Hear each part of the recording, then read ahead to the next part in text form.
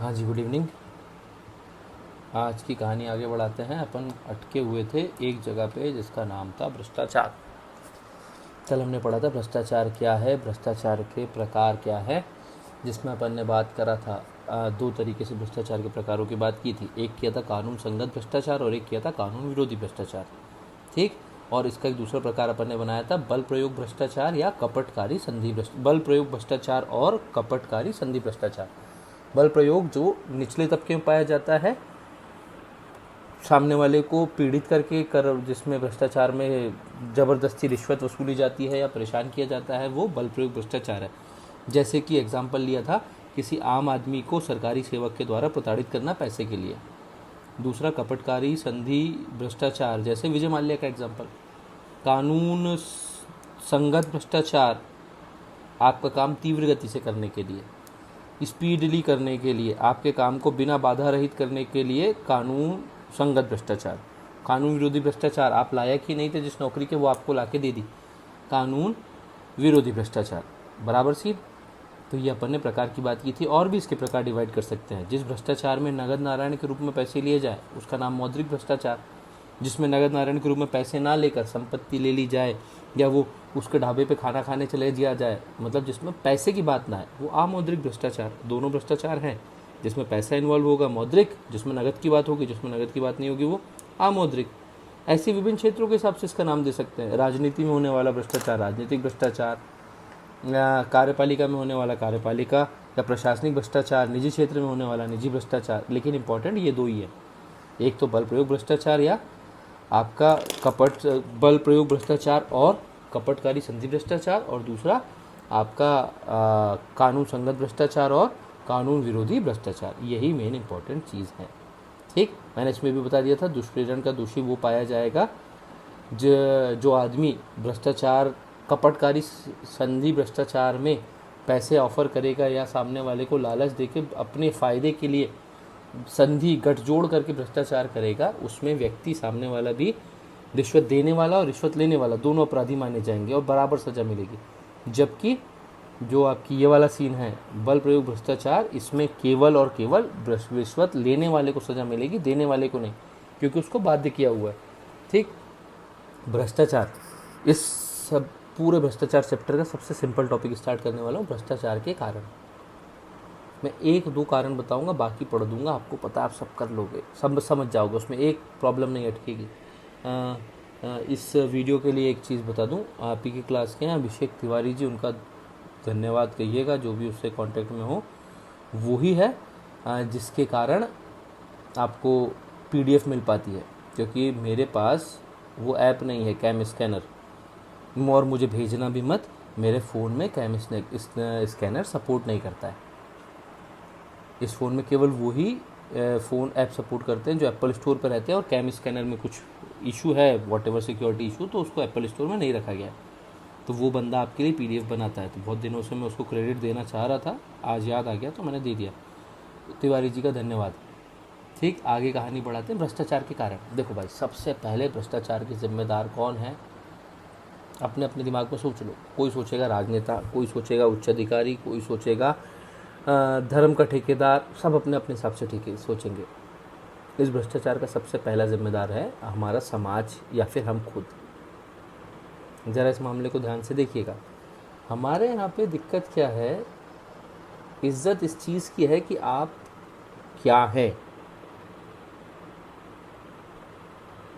आपने क्या पढ़ाई करी इसकी कोई वैल्यू नहीं, आप अच्छे आदमी हैं कि बुरे आदमी इसकी कोई वैल्यू नहीं, आपके पास पैसा कितना है, आपके पास पावर कितनी है, इस चीज़ को आपकी इज्जत का कारण बना लिया गया। इसके कारण आपकी इज्जत होगी। तो आपको इज्जत के लिए क्या टारगेट बना दिया गया, आर्थिक समृद्धि। जितना पैसा उतना आप अमीर आदमी, उतने आप इज्जतदार आदमी। तो समाज का टोटल लक्ष्य क्या शिफ्ट हो चुका है। लेकिन क्या इस लक्ष्य की प्राप्ति के लिए उतने पर्याप्त साधन हैं?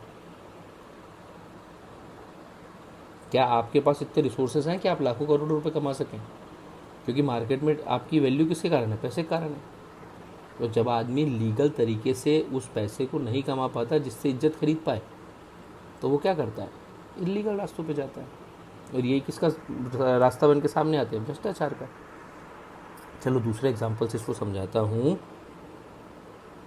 एक छोटा आदमी रिश्वत लेते पकड़ा है, एक चपरासी, तो पूरे एरिया में उसकी थू थू हो जाएगी, लोग बोलेंगे अरे रे रिश्वत लेते पकड़ा है, बेइज्जती हो गई, बहुत बर्बाद, नौकरी भी गई, सब गया। वहीं अगर एक बड़े आदमी का नाम आता है रिश्वत के कांड में, तो किसी को फ़र्क पड़ता है क्या?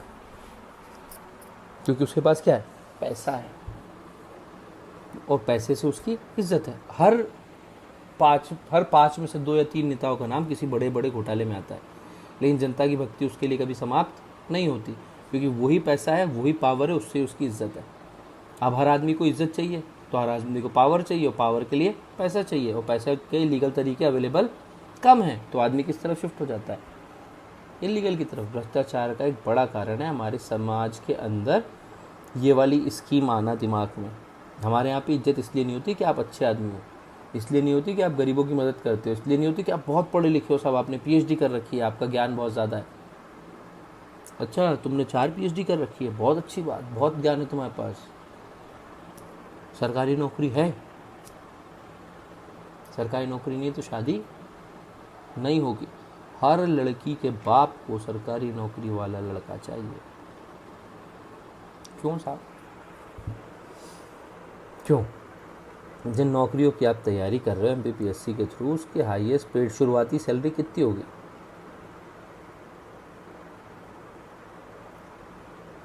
आप में से कई लोग इंजीनियर हो गए, उतनी सैलरी की जॉब छोड़ के आए हो। आप में से कई लोग सरकारी जॉब में हो। क्यों जाना है? वो रीज़न वही है, सबको अंदाज़ा है, बोलना कोई नहीं चाहता। इसको चेंज करने का सबसे अच्छा तरीका है समाज की सोच चेंज की जाए। जापान में भ्रष्ट अधिकारियों को लेकर एक अजीब सा नहीं, मतलब एक बहुत शानदार कंसेप्ट है। वहाँ पर अगर कोई सरकारी कर्मचारी भ्रष्टाचार में लिप्त पाया जाता है तो उसका सामाजिक बहिष्कार हो जाता है। समाज में उसकी इज्जत क्या हो गई? ज़ीरो हो गई। कमा लो ऐसे हज़ारों करोड़ों रुपए, अगर आपसे कोई भी आदमी सही सीधे में बात करने को तैयार नहीं होगा तो वैल्यू बची क्या? नहीं। तो वहाँ पर भ्रष्टाचार का स्तर क्या है? कम है। हमारे समाज में भ्रष्टाचार की स्वीकृति है, सबको दिखता है। नौकरी लगने के बाद इस आदमी ने करोड़ों रुपए कमा लिए, सबको दिखता है। नौकरी लगने के बाद घर बन गया, तो बड़े शान से बोलते हैं फलाने का लड़का। अपने बच्चे को बोलते हैं अरे देखो वो पढ़ लिख के बाबू बन गया है, उसने 2 घर तान दिए, तुम क्या कर रहे हो? तो ये भ्रष्टाचार की कहानी। और फिर एक कारण बताया, और एक बड़ा कारण भ्रष्टाचार का है भारतीय संविधान के अनुच्छेद 311 का दिया गया संरक्षण सिविल सेवकों को। अब मामला अटकेगा 311 क्या है? याद आया? नहीं आया? पढ़ो जरा पॉलिटी। जितने लोगों को 311 याद नहीं आया, बड़े प्यार से पॉलिटी पढ़ो, ये तो याद होने चाहिए कुछ आर्टिकल। भारतीय संविधान कहता है कि कोई भी लोक सेवक को नौकरी से वही आदमी निकाल सकता है जिसने उसको नियुक्त किया या उससे ऊपर का अधिकारी।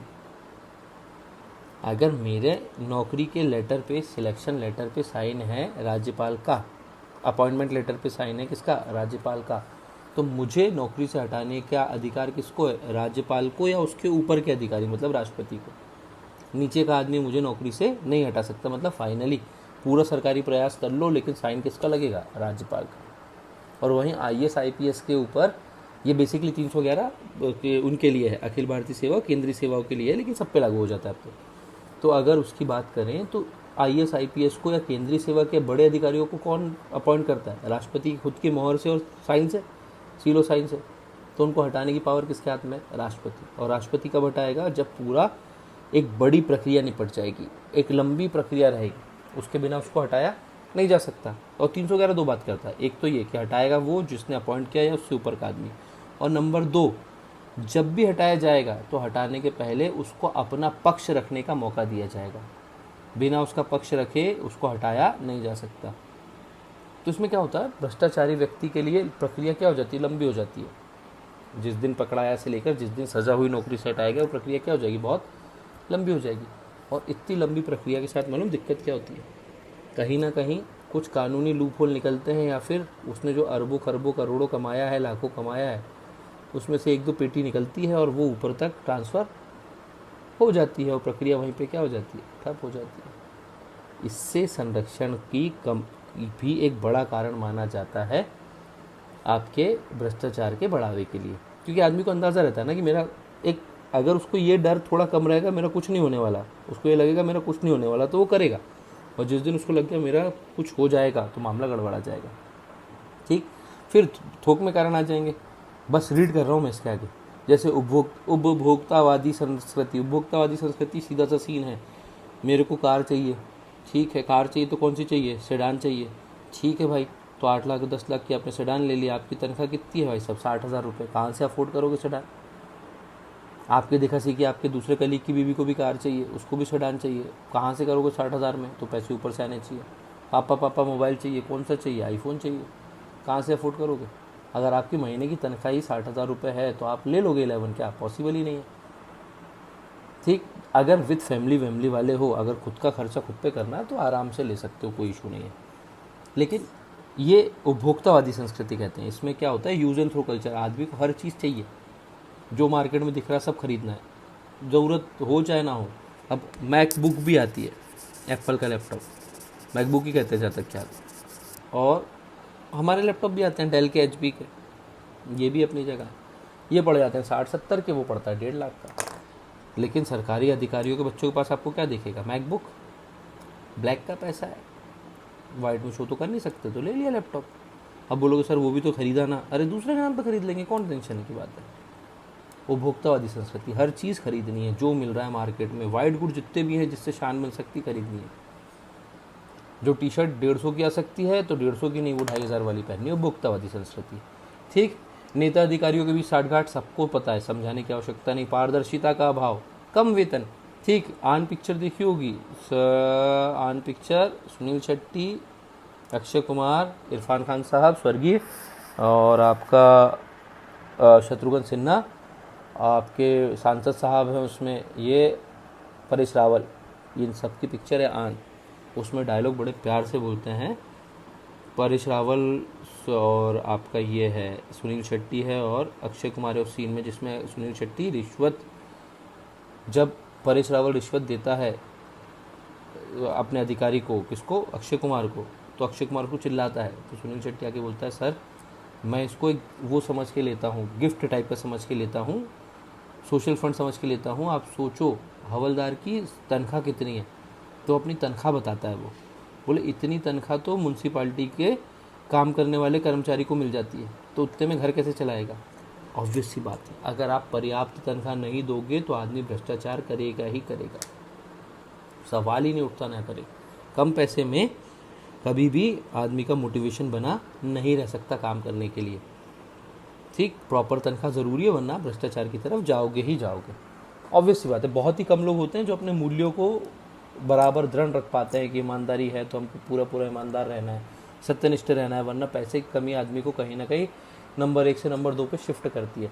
प्रशासनिक अनिश्चितता, ऑब्वियस, एक फाइल है सरकारी, आपने अपने पूरे कागज लगा के आगे बढ़ा दिए, अब वो फाइल पास ही नहीं होगी कब होगी क्या नहीं होगी, तो आदमी क्या करता है, ऐसे रास्ते अपनाता है जिससे तुरंत मनी आ जाए, क्विक मनी, क्योंकि सरकार का तो कोई भरोसा नहीं है। अब MPPSC का एक बड़ा अच्छा है, आज मैं उसका स्टेटस भी बनाऊंगा, अच्छा वीडियो मेरे पास अब आया है एक, 19 का मेंस होगा, हाँ होगा, कब होगा क्या पता, 2020 आएगी कब आएगी क्या पता। अब इतनी अनिश्चितता में आदमी कब तक पॉजिटिव रहे, कहीं ना कहीं दूसरे कामों की तरफ अपना दिमाग दौड़ने लगता है, उसको फोकस करना है, PSC पे ही फोकस करना है। मैं बार बार बोल रहा हूँ, इस टाइम इधर उधर मत दौड़ना।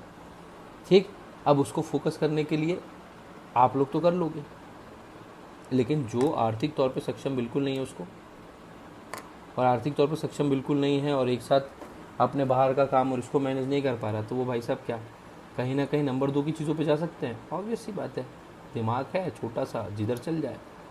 भ्रष्टाचार विरोधी लोक चेतना का अभाव, हाँ हमारे यहाँ पे भ्रष्टाचार के खिलाफ चेतना नहीं है, भ्रष्टाचार की स्वीकार्यता में चेतना है। प्रशासनिक कार्य संस्कृति, भ्रष्टाचार की स्वीकार्यता, और सबके लिए, आज पता नहीं क्यों मैं ऑब्वियस वर्ड ज़्यादा यूज़ कर रहा हूँ, हमारे यहाँ पे एकदम एक क्लियर बात चलती है कि सरकारी बाबू है तो बिना घूस का काम नहीं करेगा, तो हमने कार्य संस्कृति में क्या कर लिया, उसको एक्सेप्ट कर लिया। ठीक, सरकारी कार्यालयों का जटिल व बोझिल कामकाज, बहुत ही कानूनी भाषा, आप किसी भी कानूनी सरकारी काम को कराने जाओगे तो आप उसमें देखोगे, उसके जो नियम कायदे पढ़ोगे, इतने टफ कि समझ ही नहीं आते। वो ऐसी हिंदी में लिखा जाता है कि वो हिंदी समझने के लिए किसी हिंदी के एक्सपर्ट को लाना पड़ता है, इतनी टफ लैंग्वेज, ताकि आम आदमी को समझ में ना आए। तो कुछ ना कुछ गड़बड़ होती रहे, उसका काम रुकता रहे। फाइनली हमने क्या कर दिया, बाबू को दे दिए पैसे, उसने पूरा काम एक बार में कर दिया। अत्यधिक केंद्रीकरण, जो ऊपर की कुछ ताकतें हैं जैसे कि IAS IPS, इनके पास इतनी ज़्यादा शक्तियों का संकेंद्रण हो गया है कि भ्रष्टाचार के चांसेस आ गए हैं। इनसे सवाल पूछने के लिए हकदार बहुत कम लोग हैं, लेकिन इनके ऊपर पावर क्या है, बहुत ज़्यादा है। तो ये एक बड़ी दिक्कत है। पारंपरिक मान्यताएं, ब्रिटिश काल से देख लिया जाए तो हमने तब से, और ब्रिटिश काल तो बहुत दूर की बात होगी, अपने भारत का कौटिल्य अर्थशास्त्र में लिखता है भ्रष्टाचार है। उसके बाद अगर अपन सल्तनत काल में देखो तो आपको सल्तनत काल में वो आएगा, आपका क्या नाम है, अरे MBT के बाद FST, फिरोज शाह तुगलक साहब, वो बड़ा फिरोज शाह तुगलक ही ज़्यादा ख्याल है।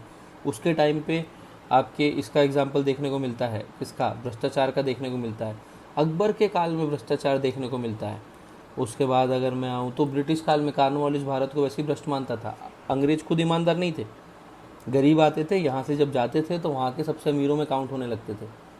ठीक, तो वहाँ पे भी जो ईस्ट इंडिया कंपनी के सर्वेंट आते थे, इंडिया से वापस इंग्लैंड जाते थे, उनका वहाँ पे मोटे तौर पर एक सामाजिक तौर पे बहिष्कार टाइप का होता था कि ये करप्ट तरीके से पैसे कमा के आ गए हैं और हमारे बराबरी में बैठने लग गए, अमीरों के बराबरी में बैठने लग गए गरीब लोग, तो वो भी दिक्कत थी। तो हमारे यहाँ पे क्या है, पारंपरिक मान्यता है, भ्रष्टाचार हमेशा से चला आ रहा है, तो हमने उसका लोड लेना भी ज़्यादा छोड़ दिया।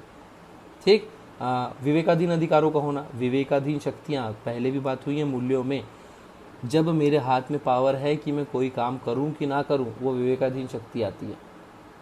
वो जितनी ज़्यादा होंगी उतना ज़्यादा भ्रष्टाचार होगा। नियंत्रण प्रणाली में दोष, ठीक है, राजनीतिक प्रश्न है, राजनेता लोग इसको कर लेते हैं, सपोर्ट कर देते हैं, ठीक है, बहुत सारे लिख सकते हो उसमें। त्वरित कार्रवाई का ना होना, जब सामने वाले को पता है कि मेरे ऊपर केस चलने में 10 साल लग जाएंगे तो ज़्यादा लोड थोड़ी लेगा। अगर उसको तुरंत पता है कि आज ही मेरे पे केस होगा और आज ही मेरी संपत्ति जब्त कर ली जाएगी 1 महीने में, मैं रोड पे आ जाऊँगा, तो भ्रष्टाचार से डरेगा। त्वरित कार्रवाइयों का ना होना, बहुत सारे कारण हैं। तो आप जितना इसमें बना सकते हैं अपना कर लें।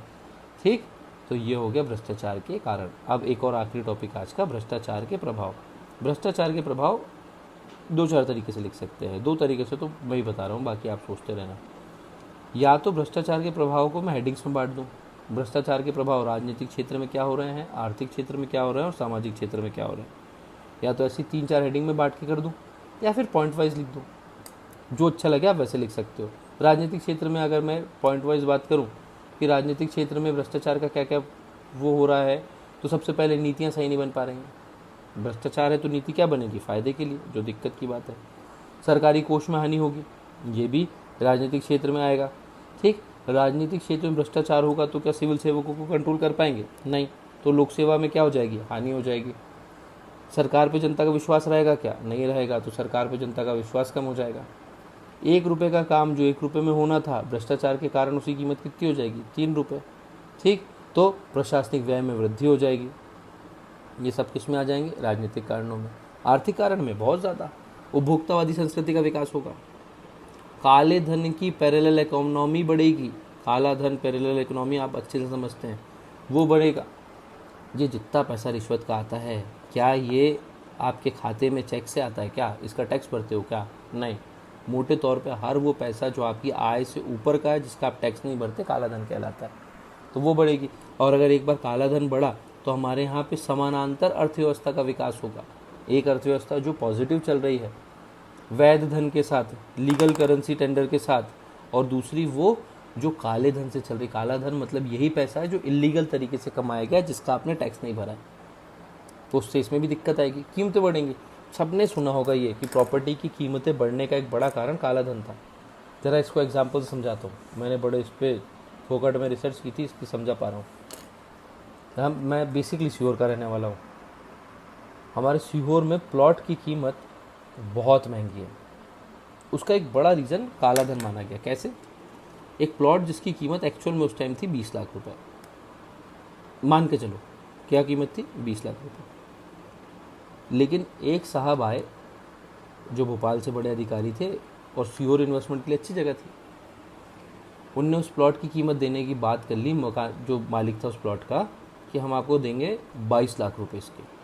सामने वाला खुश, मेरे को 2 लाख ज़्यादा मिल रहा है।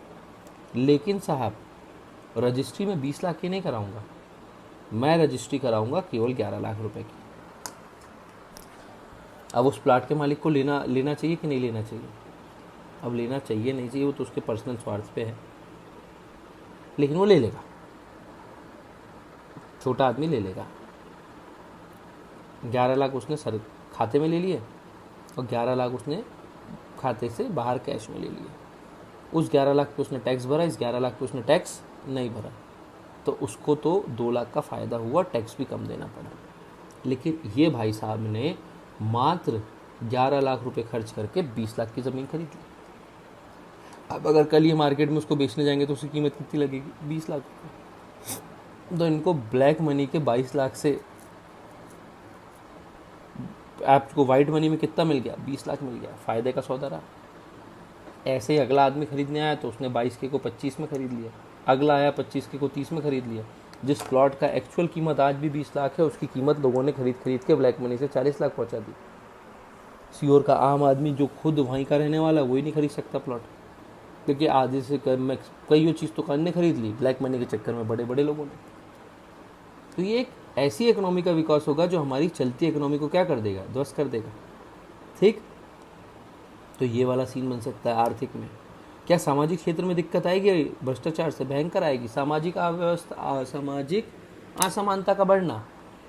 काला बाजार पिक्चर है जैकी श्रॉफ की और अनिल कपूर की, जिसमें अनिल कपूर का बाप भयंकर बेहद ईमानदार व्यक्ति होता है और कादर खान भयंकर बेईमान व्यक्ति होता है जो जैकी श्रॉफ के बाप का रोल प्ले किया है। ये वही पिक्चर है जिसमें गाना है पैसा बोलता है।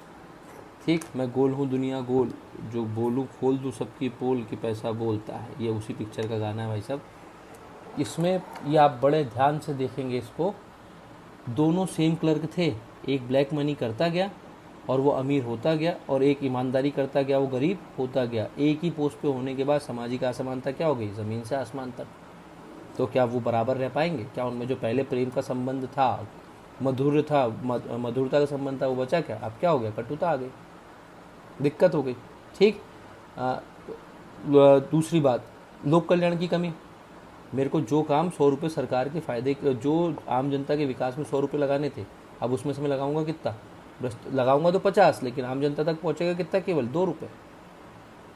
कहाँ लगने थे 20 रुपये जनता की भलाई के लिए, और कहाँ लग गए 2 रुपये? बाकी पैसे कहाँ चले गए? सबकी जेब में, भ्रष्टाचार में। तो सरकार के लोक कल्याणकारी कार्य में क्या हो जाएगा? कमी आ जाएगी। सामाजिक संतोष में कमी या सामाजिक असंतोष की वृद्धि, लड़ाई दंगे बढ़ने लग जाएंगे। राष्ट्रीय हित में हानि, बहुत सारे थोक में लिख लेना। तो ये हो गया भ्रष्टाचार के कारण और प्रभाव। अगले लेक्चर्स बिल्कुल मिस मत करना। भ्रष्टाचार के कारण प्रभाव से अब आऊँगा भ्रष्टाचार मिटाने के सरकारी प्रयास। भ्रष्टाचार मिटाने के सरकारी प्रयास को अगले लेक्चर में अपन शॉर्ट में डील करेंगे, और भ्रष्टाचार मिटाने के सरकारी प्रयास शॉर्ट में डील करने के बाद फिर प्रयासों पे एक एक लेक्चर बनेंगे, किसी पे छोटा किसी पे बड़ा, क्योंकि उसमें कुछ प्रयास आएंगे आपके विसिल ब्लोअर एक्ट, कुछ आएगा RTI राइट टू इन्फॉर्मेशन, आएगा आपका ये right to information whistle blower act, भ्रष्टाचार निवारण अधिनियम आएगा। ठीक, तो ये चीज़ों पे एक एक लेक्चर बनेंगे। किसी का 10 मिनट का रहेगा, किसी का नॉर्मल टाइम 20 मिनट के आसपास का रहेगा। ठीक, तो आप लोग कंटिन्यू करें। और मेरे को मैसेज किया विवेक ने कि सर इंडिविजुअल डिफरेंसेस, व्यक्तिगत भिन्नताएं रह गई सिलेबस में। व्यक्तिगत भिन्नताएं रही नहीं, मैंने छोड़ दी है। ये MPPSC 20 करके अलग से आखिरी में जो एक आध टॉपिक स्पेशल ऐड किए गए उसको बाद में करेंगे। ठीक, और वैसे आप अगर दिमाग लगाओ तो व्यक्तिगत भिन्नताएं कुछ नहीं है।